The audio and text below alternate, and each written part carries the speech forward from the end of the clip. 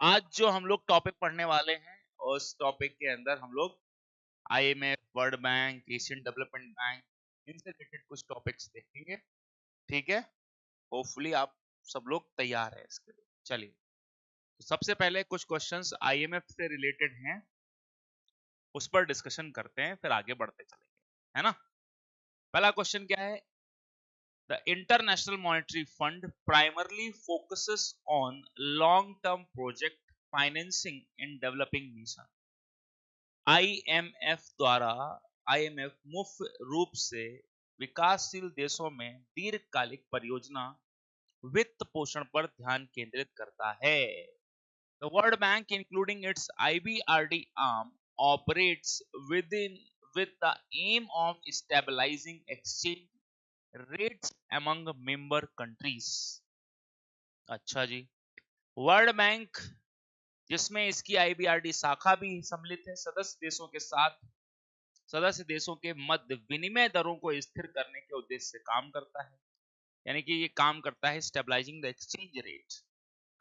Both IMF and the world bank are headquartered in London. London में इनके headquarter हैं। क्या आप इनकी बात से सहमत हैं? डू यू हैव एनी इत्तेफाक? बोलो जी, बोलिए। पहले का आंसर होना चाहिए बी। ओके, और फिर क्या होना चाहिए? चलो जी, थोड़ी सी कहानी मैं इसकी समझा देता हूं, जिससे कि बार बार आपको टेंशन ना हो और आप आसानी से कर लें इस क्वेश्चन को। सबसे पहले हम लिखेंगे कि भाई एक ब्रेटन वुड कॉन्फ्रेंस थी। क्या नाम था इसका? Brayton would conference. Brayton would conference 1944 में हुई, 1944 में। अब इस ब्रेटन वुड कॉन्फ्रेंस में 44 कंट्रीज पार्टिसिपेंट्स थी। ठीक है, पार्टिसिपेंट्स थी, इन्होंने इसमें भाग लिया। और इन 44 देशों ने जब इसमें भाग लिया तो पाया कि भाई कुछ मिलकर करना पड़ेगा, तो क्या किया जाए। तो जब इन्होंने 44 देशों ने भाग लिया तो इन लोगों ने दो तरीके के ऑर्गेनाइजेशन बनाए। एक ऑर्गेनाइजेशन जिसे आईएमएफ कहा गया, इसका पर्पस था to stabilise the exchange rate. ठीक है, यानी कि ये एक्सचेंज रेट को स्टेबलाइज करेगा, बैलेंस ऑफ पेमेंट को रेगुलेट करेगा, है ना। ये काम करता है कि भुगतान संतुलन वगैरह को भी रेगुलेट करने का काम इसके पास। लेकिन दूसरी तरफ आईबीआरडी खोली गई और आईबीआरडी को ही आगे चल के वर्ल्ड बैंक माना गया। ठीक है, लेकिन आईबीआरडी का काम इसके काम से अलग था। इसका काम था जो डेवलपिंग कंट्रीज, या हम ये कहें कि ऐसी economy which was collapsed during the world war two, तो यहां पर फाइनेंसिंग के उद्देश्य से खोला गया, यानी कि ऋण उपलब्ध कराने के लिए। ठीक है, चाहे वो डेवलपिंग नेशन हो, आज ये डेवलपिंग नेशन को भी पैसा देता है, चाहे वो अंडर डेवलप्ड हो, है ना। तो इन सबको पैसे देने के उद्देश्य से ये खोला था। ठीक, अब प्रश्न देखिए, अब प्रश्न बहुत आसानी से हो जाएगा। इन दोनों के हेडक्वार्टर्स जो है वो वॉशिंगटन डीसी में है। वॉशिंगटन डीसी, वॉशिंग मशीन नहीं, वॉशिंगटन डीसी एक डिस्ट्रिक्ट है यूएस के अंदर, वहां पर ये मतलब एग्जिस्ट करता है। कह रहा है आईएमएफ का काम था फोकस करना, लॉन्ग टर्म प्रोजेक्ट को फाइनेंस करना इन डेवलपिंग नेशन। ये तो गलत हो गया। आईएमएफ का काम नहीं है डेवलपिंग नेशन को लोन देना। आईएमएफ का काम तो कुछ अलग था, इकोनॉमी को स्टेबलाइज करने का। इसका ये किसका काम था बेटा? ये वर्ल्ड बैंक का। वहीं वर्ल्ड बैंक का काम था आईबीआरडी जिसके अंदर आता है, ये ठीक है, लेकिन क्या एक्सचेंज रेट को स्टेबलाइज करना? नहीं सर, आईएमएफ का काम था वो, ठीक है। किसका काम था? आईएमएफ का। सर आईएमएफ और वर्ल्ड बैंक दोनों के हेडक्वार्टर लंदन में नहीं है, दोनों के हेडक्वार्टर है वॉशिंगटन डीसी में, डिस्ट्रिक्ट ऑफ कोलंबिया। तो ये भी हो गया गलत, ये भी हो गया गलत, ये भी हो गया गलत। ऑल थ्री आर रॉन्ग, तीनों गलत हो गए। कोई दिक्कत की बात नहीं है, ऑल थ्री आर रॉन्ग, तीनों गलत हो गए। ठीक है, चलो जी नेक्स्ट। हाँ भाई समझ आ गई बात? चक दे फट्टे, आ जाइए। अंतरराष्ट्रीय मुद्रा कोष with reference to international monetary fund, international monetary fund से संबंधित चीजों पर विचार कीजिए। कहते हैं इसमें board of governor is responsible for electing and appointing executive directors to the executive board. ठीक है, करेक्ट। शासक मंडल होता है जो कार्यकारी बोर्ड में कार्यकारी निदेशकों के चुनाव या नियुक्ति के लिए उत्तरदायी होता है। ठीक है, the quota calculation for the countries contribution considered GDP, openness, economic variability and international reserves. किसी देश के योगदान के लिए कोटा गणना में सकल घरेलू उत्पाद, खुलापन, आर्थिक परिवर्तनशीलता और अंतरराष्ट्रीय भंडार को ध्यान में रखा जाता है। क्या होना चाहिए आंसर? सेकंड का सी कह रहे लोग, और कुछ भावना ने कहा है बी सही है। ओके चलिए, मैं दो तीन बातें और आपको क्लियर करता चलूंगा। ठीक है, देखो भाई, आईएमएफ का ऑर्गेनाइजेशनल सेटअप बिल्कुल वर्ल्ड बैंक के जैसा ही है। ऑर्गेनाइजेशनल सेटअप कैसा है आइए देखते हैं। सबसे ऊपर होता है बोर्ड ऑफ गवर्नर, ठीक है, जिसको हम शासक मंडल कहते हैं। तो यहां पर ऑल कंट्रीज, जितने भी मुल्क होंगे उनके रिप्रेजेंटेटिव आपको देखने को मिलेंगे। तो भारत के फाइनेंस मिनिस्टर भी होते हैं यहां पर रिप्रेजेंटेटिव। ठीक है, तो मान लो आईएमएफ में 190 मेंबर हैं, सदस्य हैं, तो आपको 190 मेंबर तो यही हो गए। और जनरली बेटा इनकी एनुअल मीटिंग होती है। क्या होती है? एनुअल मीट होती है। ठीक है, आईएमएफ में सबसे सर्वोच्च बॉडी कौन सी है? Board of governor. हर साल एक बार मिलते हैं, यानी हर देश का एक रिप्रेजेंटेटिव जाकर वहां पर मिलता है, सरकार अपने देश का की बात रखता है। फिर अब ये हमेशा तो वहां रहते नहीं, तो बैंक को चलाने के लिए यही लोग अपॉइंट या जो इलेक्ट है वो करते हैं एक एग्जीक्यूटिव डायरेक्टर्स के बोर्ड को। ठीक है, एक अलग से बोर्ड होगा और उसमें उम्मीदन 24 मेंबर होंगे। ठीक है, ये लोग क्या करेंगे? 24 मेंबर की बॉडी चुन देंगे, और यही लोग जिम्मेदार हैं, बैंक को वीकली मीटिंग करते हैं, और आईएमएफ को रन करने या चलाने के लिए इन्हीं की जिम्मेदारी होती है। ठीक है, फिर इसके नीचे आपका जो तीसरा बंदा होता है वो होता है मैनेजिंग डायरेक्टर, यानी कि इसका मुखिया। ठीक है, वो होता है। तो ये तीन स्टेप पर काम करता है। एक एनुअल मीट होती है, एक इन लोगों का हेड होता है मैनेजिंग डायरेक्टर, और एग्जीक्यूटिव बोर्ड होते हैं। ठीक है, यहां पर ही है। अब वहां पर ये कह रहे हैं कि आईएमएफ में मेंबर बनने के लिए कुछ पैसा देना पड़ता है, मेंबरशिप, ऐसे नहीं बन पाओगे। अब कितना पैसा आपको देना पड़ेगा, इसी को कहते हैं कोटा। क्या कहते हैं? कोटा। कि भाई कितना पैसा आपको देना पड़े।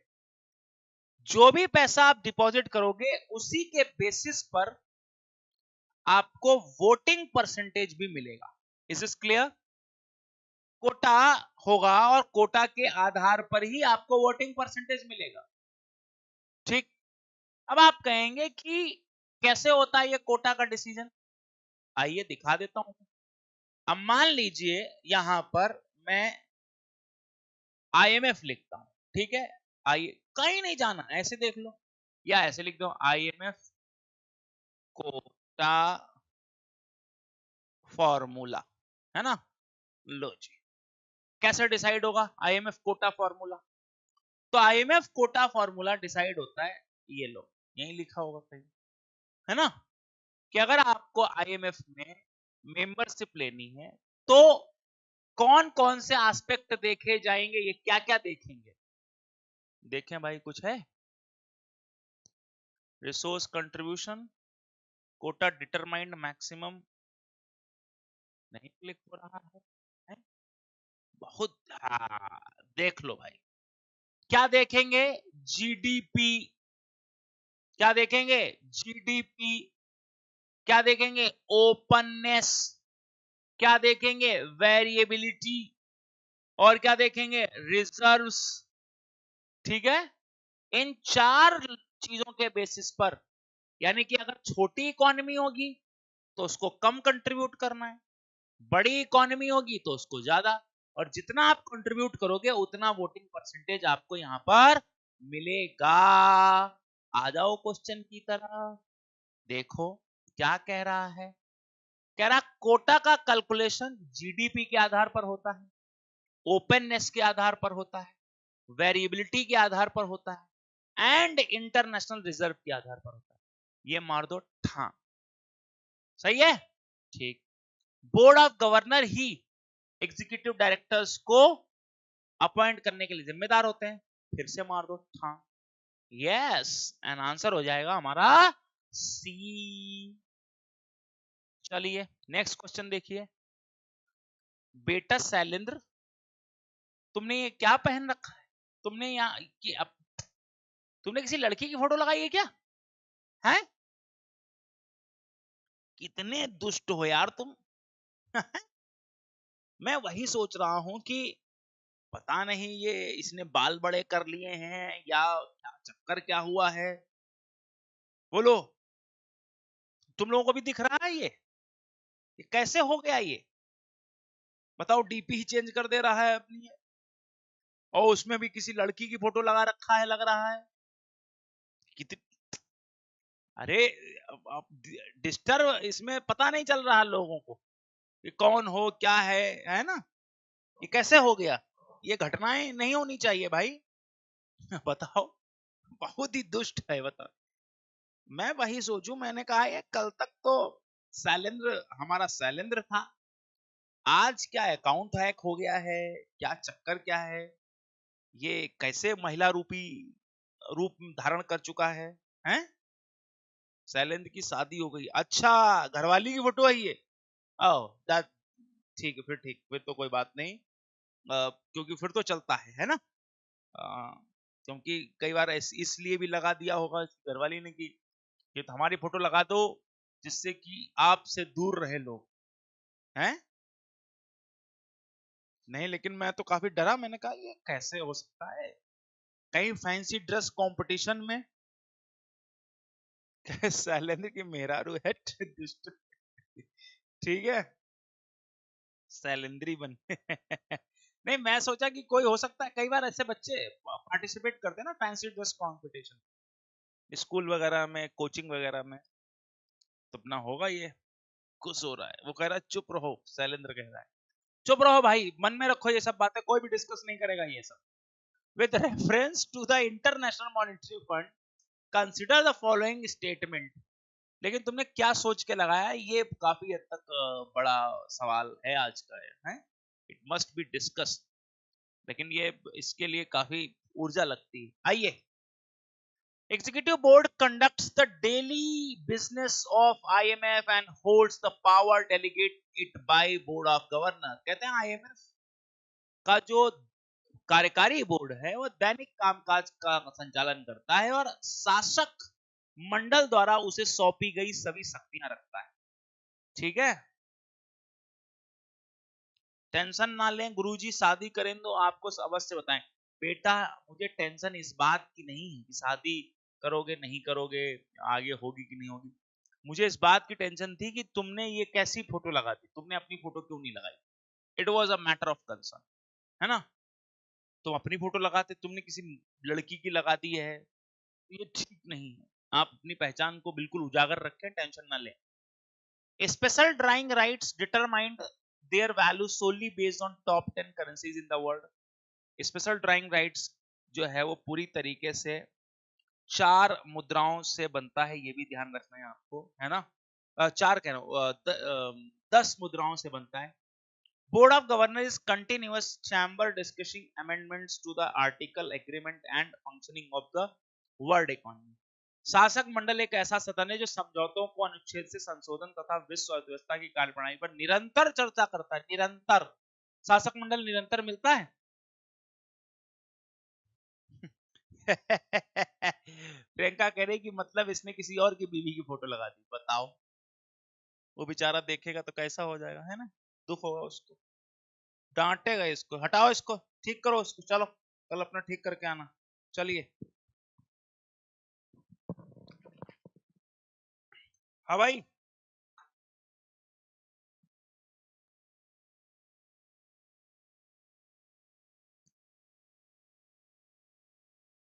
चलिए देखो भाई, अभी डिस्कस किए थे बच्चा लोग, क्या डिस्कस किए थे? एग्जीक्यूटिव बोर्ड डेली रूटीन के काम करता है, एकदम सही है। बोर्ड ऑफ गवर्नर क्या हमेशा निरंतर, निरंतर नहीं, वो एक वर्ष में एक ही बार मिलते हैं, वार्षिक, एनुअली। तो हमेशा कहां से कर लेंगे डिस्कस? तो पहला और तीसरा तो काम खत्म हो गया, है ना। पहला और तीसरा तो काम खत्म हो गया, पहला तो सही है लेकिन तीसरा काम खत्म हो गया। अब एसडीआर क्या है? एसडीआर भी देख लो। एसडीआर, स्पेशल ड्राइंग राइट्स, ठीक है, हिंदी में विशेष आहरण अधिकार बोलते हैं। इसमें 5 करेंसीज की बास्केट होती है, 5 मुद्राओं से मिलकर बनता है। पहला पहला स्पेशल ड्राइंग राइट हो गया। दूसरा, पहली करेंसी हो गई यूएस डॉलर, ठीक है, या ऐसे लिख दो डॉलर। येन, आरएमबी चाइना की करेंसी है, ठीक है, ध्यान रखना। Dollar, yen, RMB, pound and euro, in 5 currency से मिलकर बनता है, जिसमें डॉलर का वेटेज सबसे ज्यादा है, यानी कि सबसे वेटेज ये है, ठीक है, ध्यान रखना। चलिए, तो अब क्वेश्चन देखिए क्या है। Executive board daily business run करता है, सही है। स्पेशल ड्राइंग राइट्स 10 करेंसी से मिलकर बनता है, नहीं जी, 5 करेंसी से मिलकर बनता है, इसलिए गलत है। बोर्ड ऑफ गवर्नर हमेशा कुछ ना कुछ डिस्कस करते रहते हैं, हमेशा ही, हमेशा थोड़ी ना करते हैं भाई, एनुअली करते हैं, क्योंकि एनुअली ही मीटिंग होती है, तो गलत हो गया। तो ओनली वन इज करेक्ट हो जाएगा इसका, केवल एक ही सही हो जाएगा। नेक्स्ट क्वेश्चन देखिए। आईएमएफ के सदस्यता और मतदान शक्ति के संदर्भ में निम्नलिखित कथनों पर विचार कीजिए। आईएमएफ मेंबरशिप और वोटिंग पावर को कंसिडर करिए। Membership in the IMF is not automatic for the UN membership. कहते हैं अगर आपने आईएमएफ की स्वतः आईएमएफ की मेंबरशिप ले ली, तो संयुक्त राष्ट्र के सदनों के सदस्यों के लिए आईएमएफ की स्वतः मेंबरशिप प्राप्त नहीं होती। मतलब अगर आप यूनाइटेड नेशन के मेंबर हैं, तो आप ऑटोमेटिकली आईएमएफ के मेंबर प्राप्त बन जाएंगे, ऐसा नहीं है। Members voting power in the IMF disconnected from their quota और कंट्रीब्यूशन। क्या लिखा है? आईएमएफ में सदस्यों की मतदान शक्ति उनके कोटा और योगदान से अलग। Quota subscriptions are determined primarily by a country's economic variability. Quota सदस्यता मुख्य रूप से किसी देश की आर्थिक परिवर्तनशीलता द्वारा निर्धारित की जाती है, मुख्य रूप से। देखो आप, कोई एक फैक्टर नहीं है, देख लो, ये तो आंसर आ जाना चाहिए आपको आसानी से। चौथे का बी बोल रहे हो आप, है ना।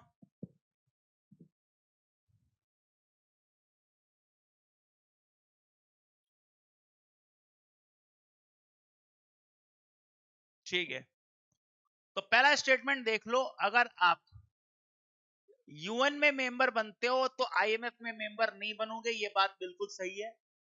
आपको ये ध्यान रखना है, अगर वर्ल्ड बैंक में मेंबर बनते हो, है ना, तो आपको आईएमएफ के दरवाजे खुल जाते हैं। ये तो यहां पर ये गलत है कि membership in the IMF is not automatic for the UN membership members.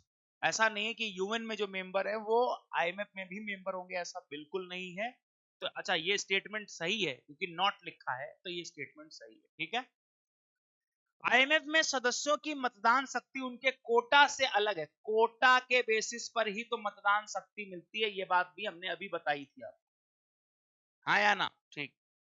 Kota सदस्यता मुख्य रूप से, कोटा जो है वो केवल इकोनॉमिक वेरिएबिलिटी या आर्थिक परिवर्तनशीलता पर निर्भर करता है, नहीं भाई, जीडीपी भी था, ओपननेस भी था, याद करो ये सब था ना, इकोनॉमिक वेरिएबिलिटी थी, था कि नहीं था, तो ये सब फैक्टर्स थे, ऐसा नहीं है। तो वन इज करेक्ट, केवल एक ही सही हो जाएगा। नेक्स्ट क्वेश्चन देखिए, आइए अब आते हैं वर्ल्ड बैंक पर, देखते हैं वर्ल्ड बैंक में क्या है।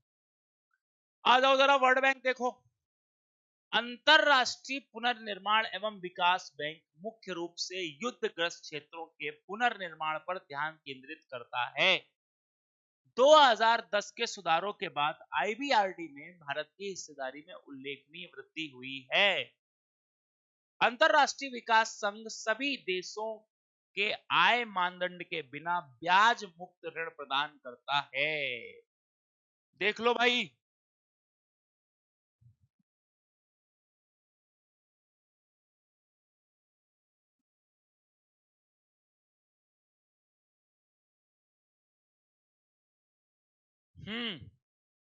क्या आंसर होना चाहिए? चलिए मैं थोड़ा सा इसे एक्सप्लेन करता हूं आपके लिए, सो दैट आगे आंसर आसान हो जाए। देखो भाई, जब हम वर्ल्ड बैंक कहते हैं तो वर्ल्ड बैंक ना कहकर अब हमें वर्ल्ड बैंक ग्रुप कहना चाहिए, ठीक है, वर्ल्ड बैंक ग्रुप कहना चाहिए।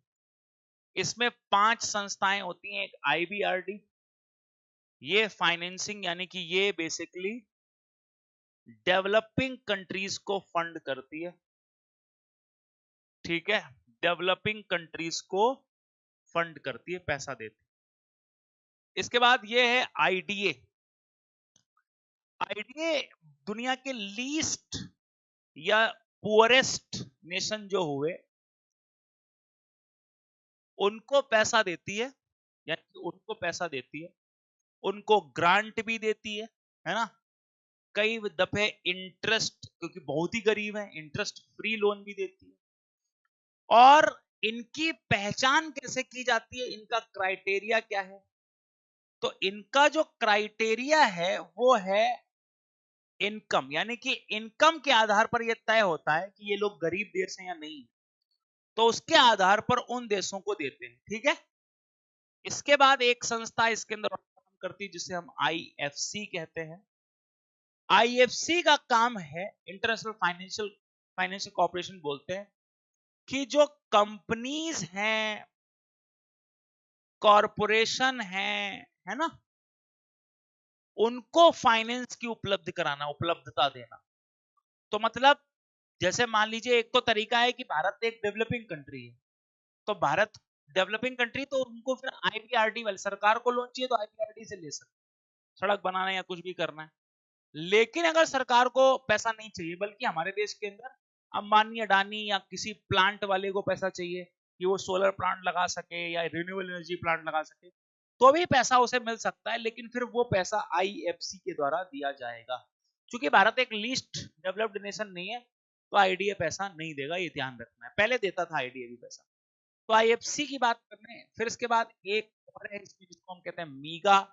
मीगा नाम की संस्था है, ये इन्वेस्टमेंट गारंटी के लिए खोली गई थी कि सारे लोग इन्वेस्टमेंट की गारंटी रखेंगे, ठीक है। इसके बाद एक और संस्था है जिसको हम आईएसआईडी कहते हैं। आईएसआईडी का मतलब है इन्वेस्टमेंट के डिस्प्यूट रिजॉल्व करना, ध्यान रखना, ट्रेड के डिस्प्यूट नहीं, इन्वेस्टमेंट के डिस्प्यूट, ठीक है। ये सारे टर्म्स याद रखना, आगे आने वाले सवाल में इस्तेमाल होंगे, ठीक है। चलिए, दूसरा, भारत का जो स्टेटस है 2010 के बाद इंप्रूव हुआ है, ये बात भी याद रखेंगे। 2010 के बाद इंप्रूव हुआ है। वर्ल्ड बैंक ग्रुप का भी वही ऑर्गेनाइजेशन स्ट्रक्चर है जैसे आईएमएफ का, ठीक है। चलिए आइए जरा क्वेश्चन नंबर 1 देखिए। कहते हैं आईबीआरडी रिकंस्ट्रक्शन डेवलपमेंट, नाम इसका पूरा ये, primarily focus on reconstruction of war torn regions. क्या कह रहे हैं? अंतरराष्ट्रीय या आईबीआरडी मुख्य रूप से युद्धग्रस्त क्षेत्रों के पुनर्निर्माण पर ध्यान केंद्रित करता है। तो भैया जब इसे खोला गया था तो बिल्कुल उस समय यही उद्देश्य था कि जहां पर सेकेंड वर्ल्ड वॉर की, क्योंकि 1944 में इनकी शुरुआत हुई, तो फिर उस समय ये चीज थी। इंडिया की जो शेयर होल्डिंग है आईबीआरडी में धीरे धीरे बढ़ रही है, क्योंकि इंडिया ज्यादा डिपॉजिट कर रहा है आईबीआरडी में, तो ये स्टेटमेंट भी बिल्कुल ठीक है। फिर यहां पर लिख रहे हैं कि आईडीए प्रोवाइड करता है interest free loans without to all member country, all member countries में लीस्ट डेवलप्ड कंट्रीज, है ना, जो बहुत ही पिछड़े या अंडर डेवलप्ड आर कह सकते हो, अंडर डेवलप्ड, लेकिन इनकम का क्राइटेरिया बिल्कुल देखा जाता है तब ये देते हैं। तो 1 and 2 is correct, 1 and 2 are correct, so that we will go with the B option. Okay, चलिए next, what is next? Oh sorry, IFC, देखो है ना, मैंने कहा था सारे नाम आ गए, देखो जी।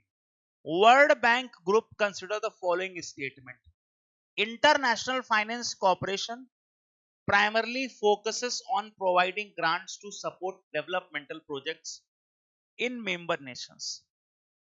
फिर आता है multilateral investment guarantee agency offer insurance against commercial risk for the foreign private investors in the developing economies. International Center for Settlement resolve trade disputes between the member countries. पहला क्या कह रहे हैं? आईएफसी मुख्य रूप से विकास परियोजनाओं को समर्थन करने के लिए अनुदान प्रदान करने पर ध्यान दे, अनुदान देती, ग्रांट देती, और वो भी क्या कह रहे हैं कि विकास के लिए। अच्छा, मीगा क्या करता है? विदेशी जो आप निवेश करते हैं उनको जोखिम के विरुद्ध इंश्योरेंस देता है।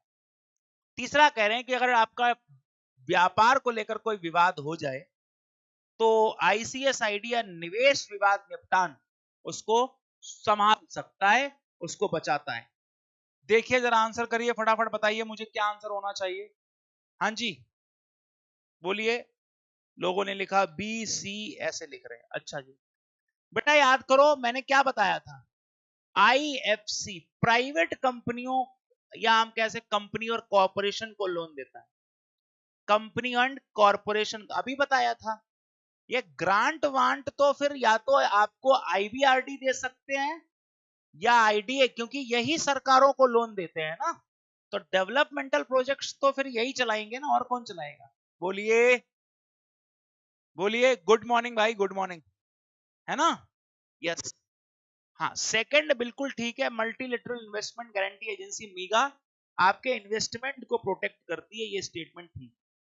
आईसीएसआईडी ठीक नहीं है, रीजन क्या है कि वो ट्रेड के डिस्प्यूट नहीं होते, ट्रेड के डिस्प्यूट तो डब्ल्यूटीओ देखे ना, इन्वेस्टमेंट के अगर कोई डिस्प्यूट है तो उनको ये ठीक करता है। तो 1 and 3 इज नॉट राइट, तो we will go with the A and the A is right, ठीक है।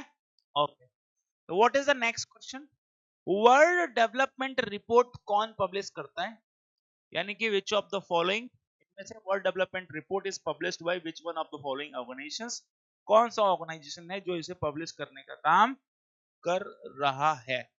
World Bank, IMF, World Economic Forum and UNDP. बताइए जरा विच वन इज करेक्ट। तो ऑब्वियसली बात है the chapter is with the world Bank, तो so that easily we can say कि world bank ही इसका सही जवाब होगा। नेक्स्ट क्वेश्चन देखिए, विश्व असमानता report, world inequality report 2024, world inequality report 2024, यहां पर क्वेश्चन पूछा हुआ है, क्या है बताइए जल्दी से। करिए आंसर, 1 मिनट में आ गया, जल्दी से करिए, बताइए। 8th का सी होना चाहिए। पता है क्या कह रहे हैं? The report was prepared and released by Oxfam international. बहुत ही ज्यादा फैक्चुअल है, तो चलो इसका जवाब तो मैं ही दे दूं। वर्ल्ड इन इक्वालिटी लैब, ठीक है, इक्वालिटी लैब, ये हो गया इसका जवाब। ऑक्सफैम इंटरनेशनल गलत है, तो इसलिए ये तो गलती हो गया, ठीक। रिपोर्ट हाईलाइट्स दैट टॉप 10%, कहते हैं ना वर्ड इनइक्वालिटी रिपोर्ट आई, कह रहे top 10% and top 1%, India should 70 57 and 22.6% of total national income. कह रहे हैं कि जो भारत के 10% लोग हैं उनके पास 57% इनकम है, और भारत का जो टॉप का 1% है उसके पास 22% इनकम है, ठीक है। According to this report, emerging economies like India, China experience a faster increase in private wealth than wealthy countries. अब इन्होंने ये कहा है कि देखो, अगर आप कंपेयर करोगे इंडिया और चाइना को वेल्थियर कंट्रीज से, जो बहुत पैसे वाले मुल्क हैं, उनसे कंपेयर करने पर आप पाओगे कि इंडिया के अंदर प्राइवेट वेल्थ बहुत तेजी से बढ़ रही है। तो देखो जी क्या है, पहली चीज है वर्ल्ड इनइक्वालिटी रिपोर्ट, है ना, हम लिख ले वर्ल्ड इनइक्वालिटी रिपोर्ट, ठीक है जी, ओके श्योर। पब्लिश्ड बाय तो वर्ल्ड इनइक्वालिटी लैब, ठीक है, ये हो गया, क्लियर है, ठीक। फिर क्या हुआ, कहते हैं रिपोर्ट कि टॉप का जो 1% लोग है ना इंडिया का, 22.6% इनकम होल्ड करके बैठा हुआ है, उसके पास इतना पैसा है। फिर क्या कहता है, कहता है कि जो टॉप का 10% जो है वो होल्ड करके बैठा हुआ है आपका 57%, ठीक है, इनकम। तो ये चीज आपको ध्यान रखनी है, 57% इनकम, 22.6% इनकम, ये इनकम होल्ड करके बैठा हुआ है, ठीक है। इससे हमें इकोनॉमिक या इनकम इनइक्वालिटी का पता चलता है। किसका पता चलता है?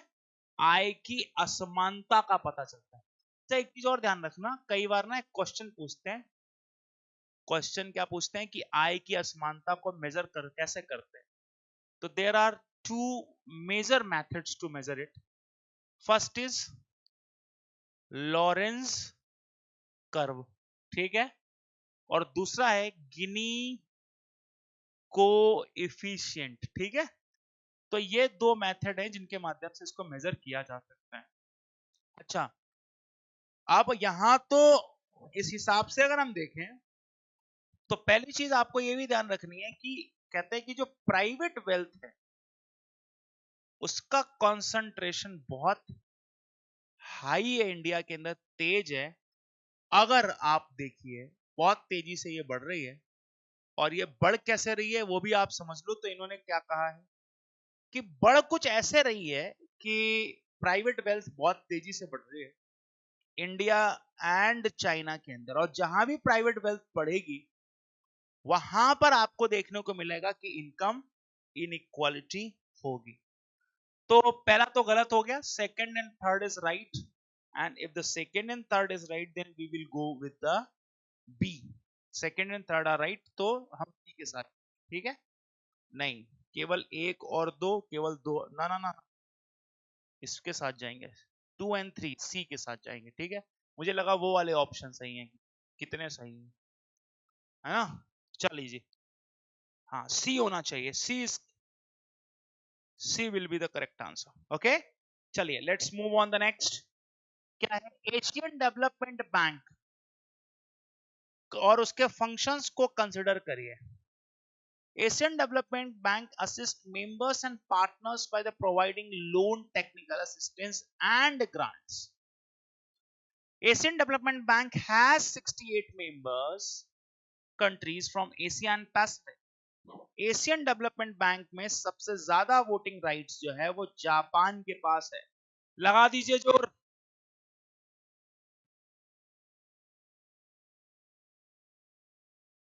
जल्दी आंसर करो। ठीक है, आओ मैं आपको दिखाता हूं कुछ। क्या नाम है? ADB। लो जी, कहीं मत जाओ, कोई ना बता पाए गूगल बता देगा, हमारा काम। आओ जरा देखते हैं। चलो इसी की वेबसाइट खोल लूं या विकिपीडिया से ही चला लेता हूं, इसमें जल्दी मिल जाएगा। देखो भाई कितने मेंबर हैं। पहली चीज, एशियन डेवलपमेंट बैंक 1966 में स्टैब्लिश होता है, ठीक है। ये कहां पर हेडक्वार्टर्ड है? तो जनरली फिलीपींस मनीला में हेडक्वार्टर्ड है। और at this point of time आपको 69 कंट्रीज देखने को मिलती है, 69 कंट्री है इसमें, ठीक है। एक नया कोई मेंबर आ गया है, कोई बात नहीं, तो आते जाते रहते हैं, ठीक है। अब इन 71 मेंबर कंट्रीज में अगर देखा जाए, इसकी शुरुआत जो हुई थी वो 31 मेंबर कंट्रीज के साथ हुई थी, याद रखना। और 2019 पहुंचते पहुंचते ये पहुंच गया है 69 पर, ठीक है। अगर मैं इसकी होल्डिंग की बात करूं तो सबसे लार्जेस्ट शेयर किसके पास है? लार्जेस्ट नंबर ऑफ शेयर्स की बात करें तो जापान सबसे बड़ा होल्डर है, फिर यूएसए, फिर आता है शेयर चाइना का, और देन इंडिया का। तो इंडिया इज इन टॉप 4 में आता है भारत, टॉप 4 में भारत आता है, ठीक है। इसमें एशिया पैसिफिक के भी आते हैं, ठीक है, ध्यान रखना। यानी कि ऐसा नहीं है कि ये केवल एशिया के लोगों ही शामिल करता है, तो बहुत सारे एशिया पैसिफिक वाले लोग तो आ ही रहे हैं, लेकिन उसके बियॉन्ड भी आ रहे हैं। देखो यहाँ पर कुछ मुल्क हैं, फिर यहाँ पर भी 1-2 मुल्क हैं, है ना। तो उसके अतिरिक्त भी आ रहे हैं इसके अंदर member, not only all the members belongs to Asia, ठीक है। ये चीज भी आपको ध्यान रखनी है। अब इसके कौन हेड हैं? तो यहाँ पर अस्कावा अनाउंसेस हिज रेजिग्नेशन 23 फरवरी 2000। अच्छा जी, सक्सीडेड। तो भैया करेंट प्रेसिडेंट इज मासातोजु मत्सुगु अस्कावा, और 23 फरवरी 2025 तक इनका रिजिग्नेशन आ गया है। कोई बात नहीं, अब आएंगे आगे, है ना। तो अब देखते हैं 24 फरवरी 2025 से मसातु कांदा, क्या हो गए मसातु कांदा, खतरनाक नाम है, देख लीजिए आप। ये भाई साहब बन गए हैं यहाँ के वो प्रेसिडेंट, ठीक है। इनके अंदर बैंक चलाई जा रही है, और बैंक का भी ऑर्गेनाइजेशन स्ट्रक्चर है जैसे वो ऑर्गेनाइजेशन स्ट्रक्चर था ना पीछे उनके पास। ये देख लो आप, वोटिंग पावर्स नहीं है बल्कि लार्जेस्ट बोरोवर दिखाई दे रहे हैं। यहाँ पर सबसे ज्यादा बोरो किया है चाइना ने, इंडिया ने, पाकिस्तान ने। बोरोइंग कोई बुरी बात नहीं होती, ये भी ध्यान रखना है। कई बार हम लोग समझते हैं बोरोइंग गलत बात है, ना मुन्ना ना, ऐसा नहीं है, बोरोइंग गलत बात नहीं है। तो यहाँ पर लिखा है, देखो जी, एशियन डेवलपमेंट क्या करते हैं? मेंबर्स पार्टनर्स को असिस्ट करते हैं, टेक्निकल असिस्टेंस देते हैं, बिल्कुल ठीक है। Asian development bank has 68 member, नहीं 69 मेंबर है। फ्रॉम एशिया एंड पैसिफिक, नहीं एशिया एंड पैसिफिक से इतने मेंबर नहीं है, बल्कि उसमें शायद 49 के आसपास मेंबर है, 48 या 49 मेंबर होने चाहिए, ये चीज ध्यान रखना। और टोटल मेंबर है 69। जापान के पास सबसे ज्यादा वोटिंग राइट है, yes, Japan has the highest voting right. तो 1 and 3 is correct.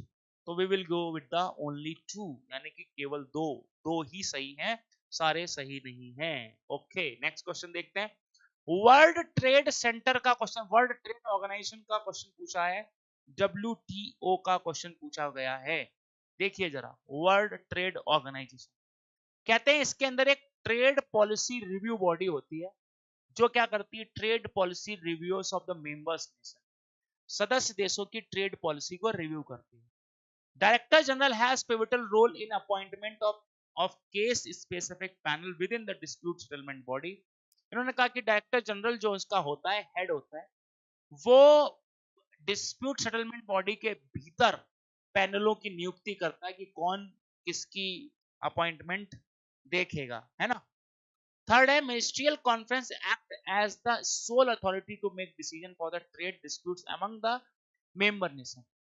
Ministerial conference जो होती है वो सबसे सुप्रीम बॉडी होती है और वो डिस्प्यूट होने पर निर्णय लेने का काम करती है। इसको भी मैं आपको दिखा देता हूं एक स्ट्रक्चर के थ्रू, जिससे कि आपको ये क्लियर ही हो जाए। अगर मैं WTO ऑर्गेनाइजेशनल स्ट्रक्चर दिखाऊं, उससे आपको काफी कुछ क्लियर हो जाएगा। बहुत सारी फोटोज वगैरह पड़ी होंगी, बहुत आसानी से आप इसको कर पाओगे, जैसे बहुत ही बेसिक है ये, है ना। अब यहां पर आप देखो जरा, आपको समझ में आ जाएगा सबसे सुप्रीम या सबसे ऊपर कौन है, मिनिस्ट्रियल कॉन्फ्रेंस, ठीक है। जनरली ये साल में 2 बार मिलते हैं। फिर अपने अंडर में ये जनरल काउंसिल रखते हैं, ये एक तरीके की एग्जीक्यूटिव बॉडी है जो हमेशा काम करती है। फिर यही लोग डिस्प्यूट सेटलमेंट बॉडी के मेंबर निकालते हैं, यही लोग ट्रेड पॉलिसी रिव्यू बॉडी बनाते हैं, ये ट्रेड एंड यानी TND and TNE, trade and development, trade and expenditure, ये इस तरीके की एक कमेटी बनाते हैं। गुड्स एंड काउंसिल की काउंसिल बॉडी बनाते हैं, इंटेलेक्चुअल काउंसिल बनाते हैं, सर्विस काउंसिल बनाते हैं, जनरल काउंसिल वाले करते हैं काम, ठीक है। अब कोई भी डिस्प्यूट हो जाएगा तो उसके लिए मिनिस्टर कॉन्फ्रेंस का क्या लेना देना, वो तो यहाँ हर किसी का काम बटा हुआ है। ट्रेड रिव्यू करना है तो ये वाले लोग रिव्यू करते हैं। इसके अंतर्गत आज के टाइम में पाए अगर देखें तो 1 जनवरी 1995 से ये ऑपरेट कर रहे हैं। गुड्स का भी ट्रेड होता है, सर्विसेज का भी होता है, इंटेलेक्चुअल प्रॉपर्टी का भी होता है, इन्वेस्टमेंट मेजर्स का भी होता है, यहाँ तक एग्रीकल्चर का भी होता है। तो ये सब चीजों का मेजर करते हैं अंदर, ठीक है। आ जाओ देख लो क्वेश्चन, आ गया answer. Trade policy review body trade policy conduct करती है मेंबर नेशंस की, तो इसमें तो कोई दिक्कत ही नहीं है ना। फिर इन्होंने क्या कहा है कि डायरेक्टर जनरल होते हैं, उनका काम होता है केस सेटलमेंट के लिए डिस्प्यूट सेटलमेंट बॉडी के साथ मिलकर एक केस सेटलमेंट पैनल बनाना। नहीं, केस स्पेसिफिक पैनल जो अपॉइंट किया जाता है वो डिस्प्यूट सेटलमेंट बॉडी के द्वारा ही किया जाता है, डायरेक्टर जनरल का कोई रोल नहीं होता है, ठीक है। मिनिस्ट्रियल कॉन्फ्रेंस क्या करती है, अगर किसी भी मेंबर नेशन के बीच में डिस्प्यूट हो जाए, नहीं भाई, इसके लिए भी इनके पास अलग से डिस्प्यूट सेटलमेंट बॉडी है, वही करेगी। मिनिस्ट्रियल कॉन्फ्रेंस वाले क्यों करेंगे, वो तो साथ में 2 बार ही आते हैं। तो ये भी गलत हो गया, ये भी गलत हो गया, तो फर्स्ट इज करेक्ट, केवल एक ही सही होगा, बाकी के सही नहीं होंगे। नेक्स्ट क्वेश्चन देखिए, with the reference of WTO's negotiation consider the following statement। अब देखो, आगे बढ़ने से पहले मेरी बात सुन लो। जहां पर राउंड लिखा है ना, लिखा हो कि ये राउंड वो राउंड, नेगोशिएशंस लिखा है, इसका मतलब क्या है। नेगोशिएशंस एंड राउंड का मतलब है कि देखो, दुनिया के तमाम देश आपस में बैठते हैं। अब बैठकर वो क्या करते हैं, कहते हैं कि भाई ट्रेड पर इतना % शुल्क होना चाहिए, ठीक है। यानी कि ट्रेड पर लगने वाले टैक्सेस को घटाते बढ़ाते हैं और कुछ नहीं करते, ठीक है। उसको नेगोशिएशंस बोलते हैं। राउंड को बोलते हैं मीटिंग, यानी कि बहुत बार मीटिंग होगी, ट्रेड में जो भी ऑब्स्टिकल्स या अवरोध आ रहे हैं उनको रोकने के लिए काम करते हैं, ये सब चीजें करते हैं। आइए, Doha development agenda aims to improve the trading prospects of developed countries by reducing trade barriers। तो कहते हैं दोहा विकास एजेंडा का उद्देश्य व्यापार बाधाओं को कम करके विकसित देशों की व्यापारिक, अब विकसित देश लिख दिया यहाँ पर, किसको जरूरत है विकसित देश को, विकासशील को या अल्प विकसित को, अब वो आप देखो। ट्रेड फैसिलिटेशन एग्रीमेंट होता है इनके बीच में, जो negotiations focus on simplifying the custom procedures and combating corruptions. कह रहे व्यापार सुविधा समझौता वार्ता में एक महत्वपूर्ण जोड़ है जो सीमा शुल्क प्रक्रियाओं को सरल बनाने और भ्रष्टाचार से निपटने पर केंद्रित, यानी कि एक व्यापार सुविधा समझौता करने की बात कही गई, जिसने ये कहा था दोहा विकास एजेंडा में कि भाई हमें सीमा शुल्क को थोड़ा सरल बनाना चाहिए। फिर उसके बाद बाली मिनिस्ट्रियल कॉन्फ्रेंस होती है। बाली मिनिस्ट्रियल कॉन्फ्रेंस का मतलब बाली में WTO के सभी मेंबर गए। Concluded with the resolution of agriculture issue के मुद्दे के साथ संपन्न हुआ, यानी कि कृषि का मुद्दा सॉल्व कर लिया गया, जिसमें पब्लिक स्टॉक होल्डिंग को ग्रीन बॉक्स सब्सिडी में डाल दिया गया, जिसमें पब्लिक स्टॉक होल्डिंग यानी कि जो अनाज वगैरह आप रखते हैं स्टोरेज बनाकर, उसको ग्रीन बॉक्स सब्सिडी माना गया। देखिए जरा, पहली चीज आपको समय समय पर पता होगी कि एग्रीकल्चर का तो मुद्दा सुलझा या नहीं सुलझा, विकासशील होगा विकसित नहीं होगा, ठीक है। तो पहली चीज आपको ध्यान रखनी कि मुद्दा किनके किनके बीच में, विकासशील या विकसित। सर ये होने चाहिए विकासशील देश, है ना, विकासशील देश। तो ये हो गया गलत। हाँ, व्यापार सुविधा समझौता सरल करने की बात करता होगा, ये बहुत पॉजिटिव वाइब दे रहा है, तो ये तो ठीक होगा ही। थर्ड स्टेटमेंट भी गलत है कि मुद्दे के साथ संपन्न हुआ, संपन्न नहीं हो पाया, मुद्दा अभी भी चल रहा है। संपन्न मतलब हो गया, कंक्लूड, तो कंक्लूड नहीं हो, मुद्दा रनिंग है भाई, चल रहा है, ये चीज आपको ध्यान रखनी है। मुद्दा इज नॉट फाइनलाइज्ड येट, और ये मुद्दा इतना बड़ा है कि अभी पिछले दिनों कृषि के जो मुद्दे हैं सब्सिडी को लेकर, अंबर बॉक्स सब्सिडी को लेकर, वो अभी भी चल रहे हैं। तो नॉट फाइनलाइज्ड येट या नॉट कंक्लूडेड येट, अभी तक उसे रिजॉल्व नहीं किया जा सका है, ये चीज आपको ध्यान रखनी है, ठीक है। तो हमारे हिसाब से क्या आंसर होना चाहिए भैया, हमारे हिसाब से आंसर होना चाहिए इसका, बोलो, what should be the right answer, B लग रहा है, बी लग, अब क्या लग रहा है, बोलो भाई, ओनली वन इज करेक्ट, क्योंकि कृषि का मुद्दा अभी भी है, तो so that we will go with the A सही होगा इसमें। नेक्स्ट क्वेश्चन देखिए, WTO, WTO agreement on agriculture, देखो इसमें लिखा हुआ है अंबर बॉक्स।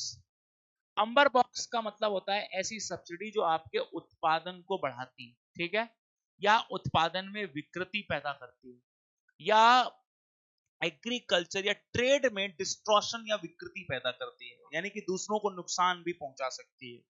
जैसे अगर एग्जांपल लेता हूं, अगर इंडिया में सरकार सब्सिडी देगी फसलों पर, तो फसलों की लागत कम हो जाएगी और हमारी फसलें सस्ती हो जाएंगी। जब वो विदेशी बाजारों में बिकने जाएंगी तो दूसरे देशों की फसलें महंगी होंगी और भारत की फसलें सस्ती होंगी, तो भारत की फसलों की डिमांड बढ़ जाएगी और उनकी फसलें नहीं बिकेंगी। इसी को कहते हैं डिस्ट्रॉशन। और इस प्रकार की सब्सिडी जो ये डिस्ट्रॉशन उत्पन्न करती है उसे ही अंबर बॉक्स सब्सिडी कहा जाता है, ठीक है, याद रखना। Agreement on agriculture, Amber Box accepts subsidy up to 5% of agricultural production for developed nation and 10% for developing nations। क्या कहा गया, कृषि के एक अंबर बॉक्स समझौते के तहत ये कहा गया था कि भाई अंबर बॉक्स सब्सिडी अगर देनी भी है तो विकासशील देश देंगे। साइड होता है SIDE होता है, सैड नहीं होता, ठीक है। दूसरा, यहां पर याद रखो एग्रीकल्चर के अंदर 5% सब्सिडी देनी है एग्री विकसित देशों को, और 10% सब्सिडी देगी यहां पर विकासशील देश, ऐसा कहा गया है, ठीक है। Sanitary and phytosanitary agreement allows WTO members to set their own standard on food safety and animal and plant health. तो इन्होंने कहा स्वच्छता एंड पादप स्वच्छता समझौता विश्व व्यापार संगठन के सदस्यों को खाद्य सुरक्षा या पशु एवं पौध स्वास्थ्य पर अपने स्वयं के मानक निर्धारित करने की अनुमति देता है। यानी कि इन्हें ग्लोबल स्टैंडर्ड नहीं देखने बल्कि अपना ही देखना है कि कैसे हम पौधों को स्वस्थ रख सकते हैं, कैसे हम पशुओं को स्वस्थ रख सकते हैं, कैसे हम खाद्य सुरक्षा कर सकते हैं, ये खुद से ही करना है। India has recently signed the information technology agreement. अब इंफॉर्मेशन टेक्नोलॉजी के भी ट्रेड होंगे, तो क्या भारत ने भी इंफॉर्मेशन टेक्नोलॉजी एग्रीमेंट साइन कर लिया है जिसमें इस तरीके के ट्रेड हुआ करेंगे, सेमी कंडक्टर, ऑप्टिकल लेंसेस, इन सब चीजों को इंडिया ने भी वो एग्रीमेंट साइन कर लिया, ऐसा कहा गया है। जरा देखिए 12 में ऑल 3 सही है, 12 में ऑल 3 सही है, बोलो भाई। देखो ये बात बिल्कुल ठीक है कि एग्रीमेंट ऑफ ऑन एग्रीकल्चर के तहत टेम्परेरी जो प्रोविजन किया गया है वो यही किया गया है कि डेवलप्ड कंट्री 5% की सब्सिडी दे सकते हैं और डेवलपिंग नेशंस दे सकते हैं 10% की सब्सिडी। तो वहीं सैनिटरी एंड फिटोसैनिटरी एग्रीमेंट जो है उसमें ये बात ठीक है कि हर देश अपने फूड सेफ्टी स्टैंडर्ड्स, हर देश अपने पशु पौधों स्वास्थ्य पर अपने स्वयं के मानक बना सकता है, ये बात भी ठीक है। तो पहला स्टेटमेंट ही ठीक है, दूसरा स्टेटमेंट भी ठीक है, तीसरा स्टेटमेंट नहीं जी, तीसरा सही नहीं है।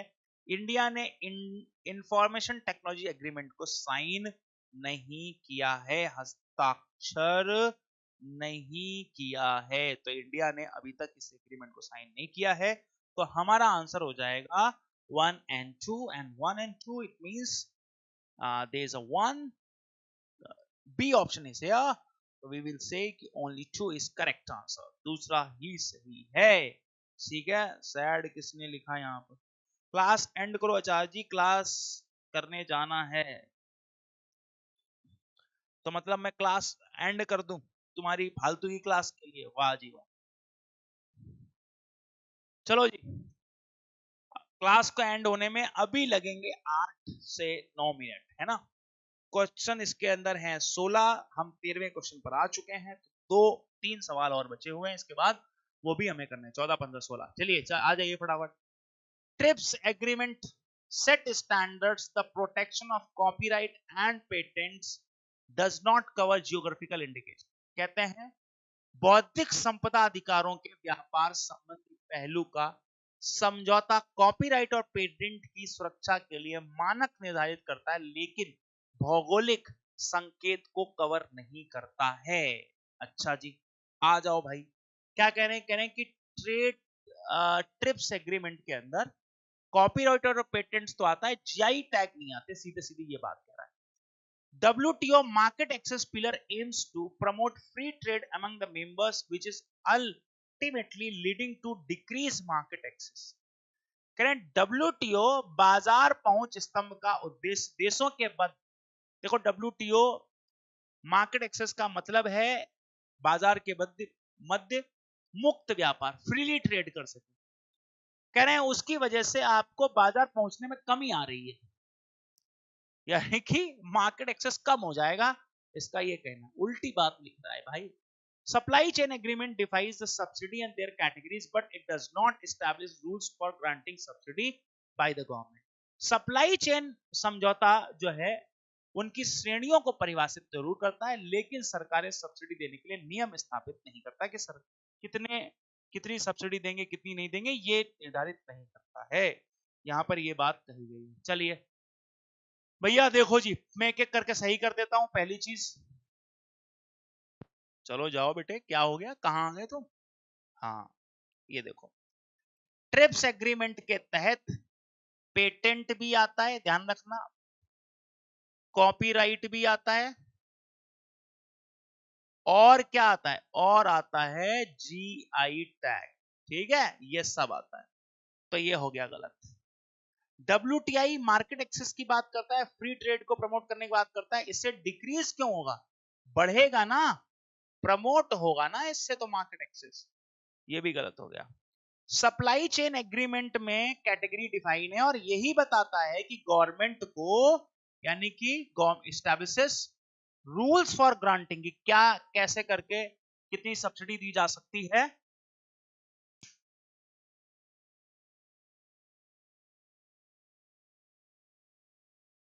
कितनी सब्सिडी दी जा सकती है, ये भी इसी के अंदर दिखाई देगा। बस अभी दिखूंगा मैं, एक सेकंड दे दो मुझे। Now I am visible, let me know this. हाँ जी,